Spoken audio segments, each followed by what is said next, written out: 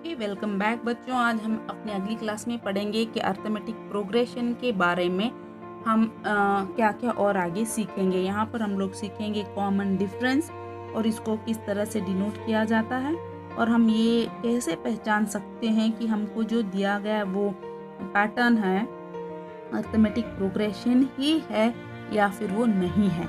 अगर आपसे कोई पूछे क्वेश्चन में find out whether the given pattern is an AP, ಕೊಟ್ಟಿರುವಂಥ ಸಂಖ್ಯೆಗಳ ವಿನ್ಯಾಸವು ಸಮಾಂತರ ಶ್ರೇಣಿ ಆಗಿದೆಯೋ ಇಲ್ಲ ಪರಿಶೀಲಿಸಿ.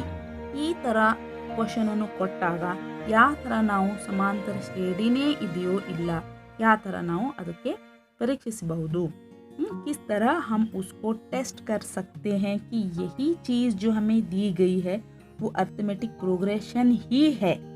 वरना पैटर्न्स तो बहुत सारे फॉलो होते हैं, लेकिन अर्थमेटिक प्रोग्रेशन ही है, ये फाइंड आउट करना कैसे करेंगे आइए आज हम सीखेंगे. तो यहाँ पे मैंने फर्स्ट एग्जांपल लिया है 6, 9, 12, 15 एंड सो ऑन. अब ये जो है लास्ट टर्म इसका 30 है, तो ये होगा हमारा फाइनाइट एपी. इट इज परिमित समांतर श्रेणी क्योंकि इसका लास्ट टर्म है, एंड हो रहा है. नेक्स्ट अगला हमारा उदाहरण है 450, 400, 350, 300 डैश डैश अप टू 50. तो इसका लास्ट टर्म जो है 50 आ रहा है, तो ये 50 पर एंड हो रहा है. तो ये सारी चीज़ें जो भी हमें यहाँ पर दिख रही हैं वो सारी चीज़ें जो हैं परिमित समांतर श्रेणी अंदरे finite arithmetic progression. Okay, so first example हमने यहाँ पर नीचे लिखा है 6, 9, 12 एंड 15. तो अब हम लोग कैसे इसको पहचानेंगे कि अर्थमेटिक प्रोग्रेशन ही है ಯಾವ ಥರ ಇದು ಸಮಾಂತರ ಶ್ರೇಣಿನೇ ಆಗಿದೆಯೋ ಅಂತ ನಾವು ಯಾವ ಥರ ಗುರುತಿಸಬಹುದು. ಸೊ ನೋಡೋಣ. ಸೊ ಒಂದನೇ ಪದವನ್ನು ನಾನು A1, ಎರಡನೇ ಪದ A2, ಮೂರನೇ ಪದ A3 ಮತ್ತು ನಾಲ್ಕನೇ ಪದವನ್ನು A4 ಅಂತ ಬರ್ತಿದ್ದೀನಿ. ಸೊ ಇಲ್ಲಿ ಲಾಸ್ಟಿಗೆ ಏನಪ್ಪ ಅಂತಂದರೆ 30ಕ್ಕೆ ಇದು ಎಂಡ್ ಆಗುತ್ತೆ. सो अब हम लोग क्या करेंगे, सेकेंड टर्म में से हम लोग फर्स्ट टर्म को माइनस करेंगे, मतलब A2 माइनस A1 करेंगे. तो A2 की वैल्यू है 9, इज़न्ट दैट, और A2 की वैल्यू है 9 और A1 की वैल्यू है 6. तो 9 माइनस 6 हमारा बन गया 3. Okay, so next from the third term, मतलब A3 में से जो अगला टर्म होता है उसमें से हम लोग पिछली टर्म को माइनस करते हैं. ये अगला टर्म है, इसका पिछला टर्म ये होगा, ये अगला टर्म है, इसका पिछला टर्म ये होगा. तो हम आगे के टर्म्स में से पीछे के टर्म को माइनस करते हैं. तो अब हमने A2 माइनस A1 कर लिया, अब हम करेंगे A3 माइनस A2. हाँ, ಪ್ರತಿ ಮುಂದಿನ ಪದದಲ್ಲಿ ಹಿಂದಿನ ಪದವನ್ನು ನಾವು ಕಳಿಬೇಕು. ಸೊ A3 A2 ದಿಂದ A1 ಕಳೆದಿದ್ದೀವಿ, ಏನು ಸಿಕ್ತು 3. ಸೊ 9 ಮೈನಸ್ 6 ಮಾಡಿದಾಗ 3 ಸಿಕ್ತು. A3 ಮೈನಸ್ A2, ಸೊ ಮೂರನೇ ಪದದಿಂದ ಎರಡನೇ ಪದವನ್ನು ಕಳೆದಾಗ ಮೂರನೇ ಪದ ಏನಿದೆ 12, ಎರಡನೇ ಪದ 9. Very good. 12ರಲ್ಲಿ 9 ಕಳೆದಾಗ 3 ಸಿಗುತ್ತೆ. Very nice. ನೆಕ್ಸ್ಟ್ ಏನಿದೆ, ಇದೇ ಥರ ಮುಂದಿನ ಪದದಲ್ಲಿ ಹಿಂದಿನ ಪದವನ್ನು ಕಳೆಯಬೇಕು. ಸೊ A4 में से हमको A3 को माइनस करना है. तो A3, तो A4 की टर्म हमारी है 15 और A3 की टर्म हमारी है 12. तो 15 में से जब हम लोग 12 को माइनस करेंगे तो हमारा वो डिफरेंस आएगा 3.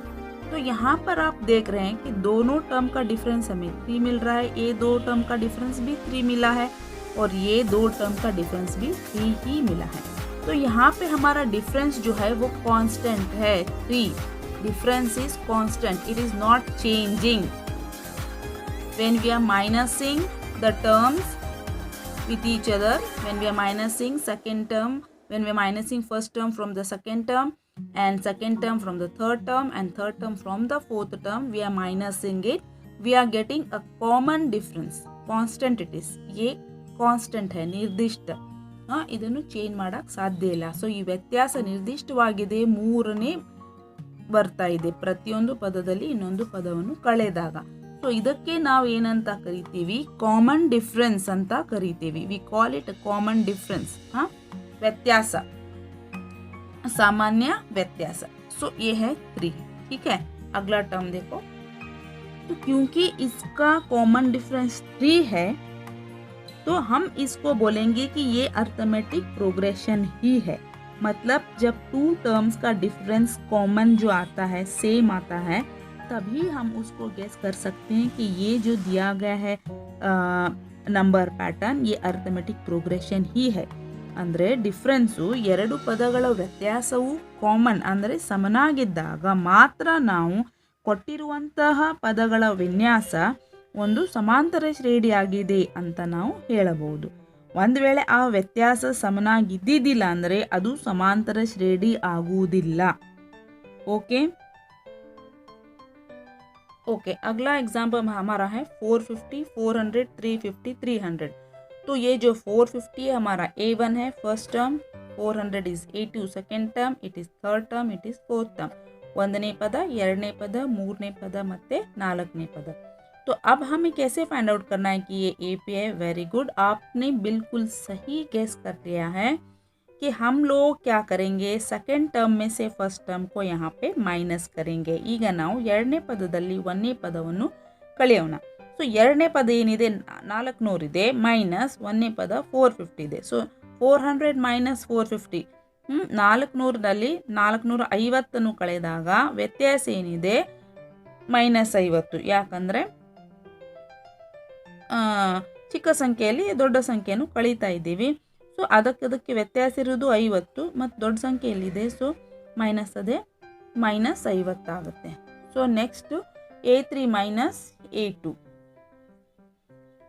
So third term minus second term क्या हो जाएगा, आपने बिल्कुल सही गेस कर रहा है। 350 माइनस 400 भी हमको -50 आ जाएगा, और fourth term minus third term भी हमें 300 माइनस 350, फोर्थ टर्म हमारा 300 है और थर्ड टर्म हमारा 350 है। सो 300 माइनस 350 ऑल्सो गिव्स अस -50।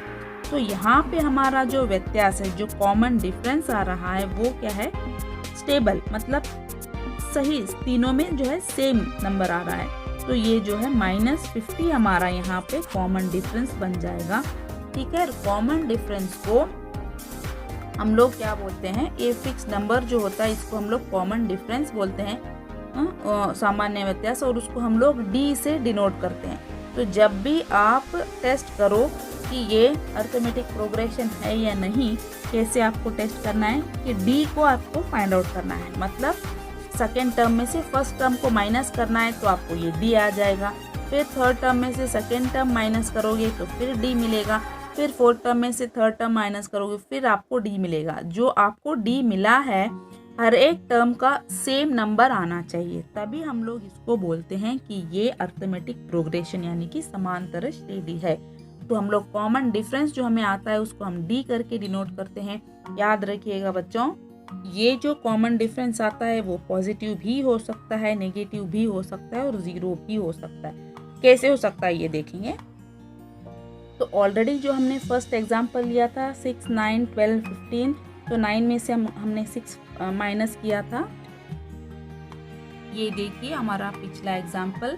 तो A2 माइनस A1 हमने जब किया था तो हमें 3 आया था। ये 3 कैसा 3 है, ये +3 है। ठीक है, तो हमारा D क्या मिला हमें, D इज इक्वल टू +3 मिला। अगले एग्जाम्पल में जब हमने सेकेंड टर्म में से फर्स्ट टर्म, थर्ड टर्म में से सेकेंड टर्म, इन चीज़ों को जब हमने माइनस किया तो यहाँ पे हमें D क्या मिला, -50 मिला।